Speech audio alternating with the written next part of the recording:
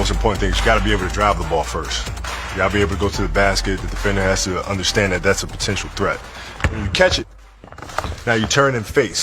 It's important to see where the defender is, because you see how now I can keep the ball here. I'm not going to go in a typical triple threat position when the defender's hand's already here. So, from here you have to be comfortably able to shoot the ball from this pocket, from here, or from here. So in this situation, I read the defender. Now I'm jabbing. Now I back him up, right? So now, once I go for that next jab step, I can catch him off rhythm. I like to elevate straight from this position right here. So I don't even bring my foot back.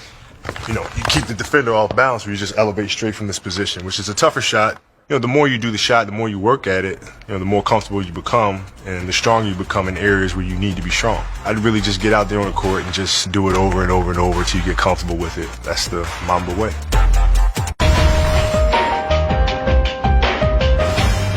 Defensive players that are long and athletic and jump extremely high, and fadeaway is not going to get you away further enough. Their length is so great that they can still alter your shot. Now you throw in the pump fake, it really keeps the defender off balance and keeps them guessing, which is exactly what you want to do.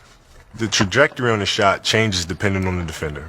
I like to raise my elbow up a little bit more. I can read if a defender's coming. Now I got to kind of slide back a little bit more and shoot the ball straight up. That shot goes in because you're out there on the court just kind of working on those things. So you got to be able to work on those things, be comfortable in those situations so that you're natural when it happens.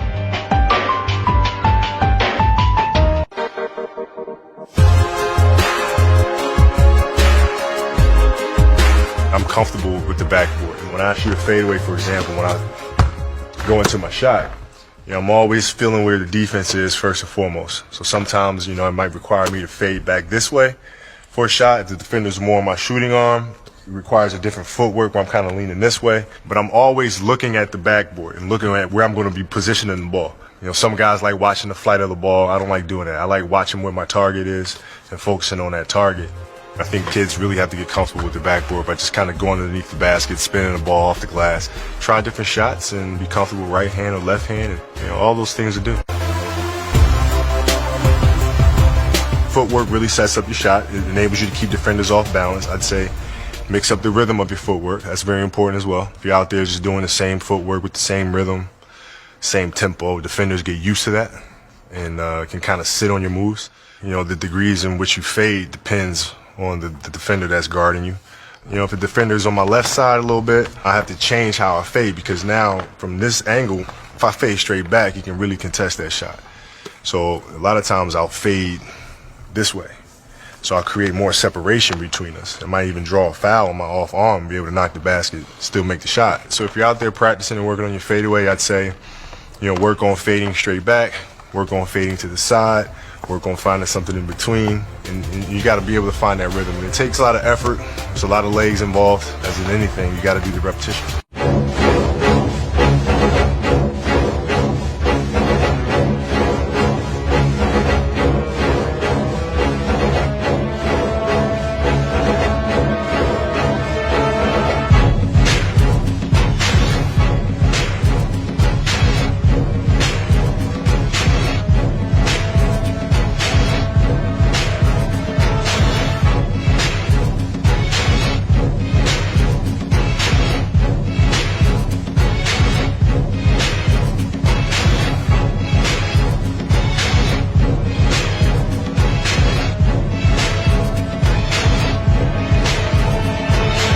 I've taken you through getting the cushion, creating space, raising up and shooting shot.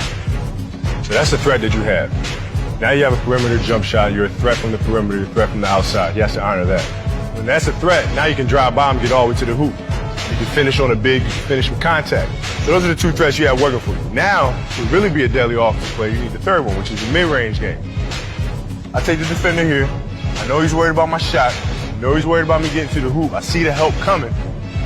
You gotta dip your shoulder, you gotta go hard. A lot of people make a pull-up jump shot look like this. They go like that. That's not a threat. That's nothing. The guy can steal the ball that way. So when you make this drive here, you're stopping on this leg and you're using this as your control. A lot of guys try to use this as their control and stop it, and they wind up being off balance. Now I just elevate straight up in the air, and I elevate and I finish over the top of it. So now he really doesn't know what to do as a defender. He doesn't know if I'm going to go all the way to the basket, if I'm going to raise up and shoot, Am I going to stop and pull up? That's the key about the pull-up jump shot, is taking them to one spot and then raise up over the top and shoot over.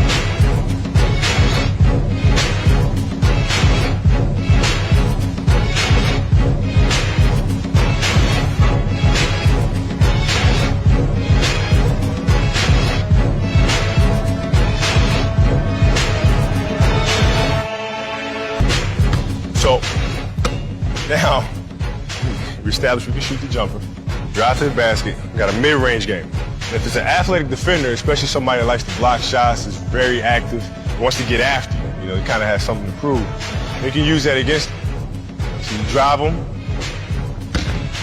thinks he's playing great defense, thinks he's got you now.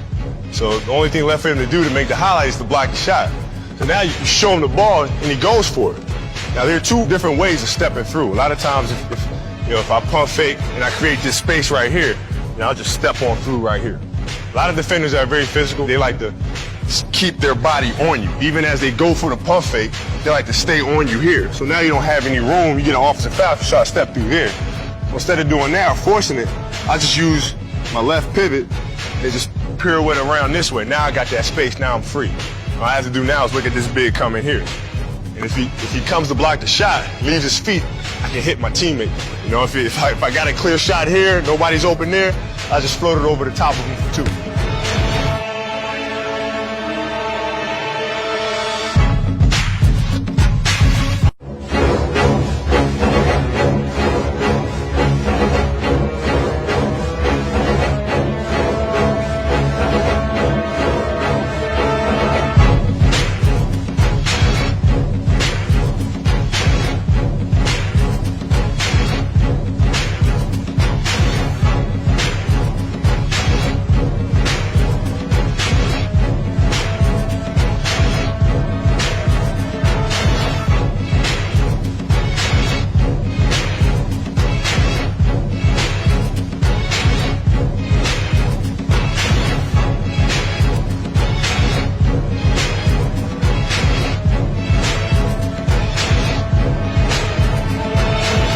So now I have the ball, triple threat position. He has to respect my jump shot. So whereas the previous play, I create separation, I raise up and shoot. Now he's on top of that because he knows I might raise up and shoot at any moment. I'm knocked down 1, 2, 3 shots in a row. So now I'm reading on the weak side and I'm seeing this big is late. So there's a gap behind him that I can penetrate if I take advantage of it. So now the important thing is just to be patient. I know I want to go right. And all this is happening in a split second. So now I'm going to bait him here and use a little shimmy fake and lean, get him leaning just a little bit. So now I can attack him. If I get by a guy here on the step and I'm going on this angle, once I get down here, I'll try to dip to get this angle going to the rim. In the perfect world, once you get by this guy here, he's already gone. There's nothing he can do to get into play without fouling me. Now I'm seeing this big coming over here, and I'm timing it, and I'm seeing what's going to happen. Now either I can dunk the ball, or if I want to create a foul situation where I know I can get a three-point play, I can create a bump and go on the other side, use the rim for protection and lay the ball up and get a three-point play. Whether it's high or low, or whether it's there, whether it's up there, you just want that ball to go in the basket. However you're comfortable getting it in there or spinning it in there,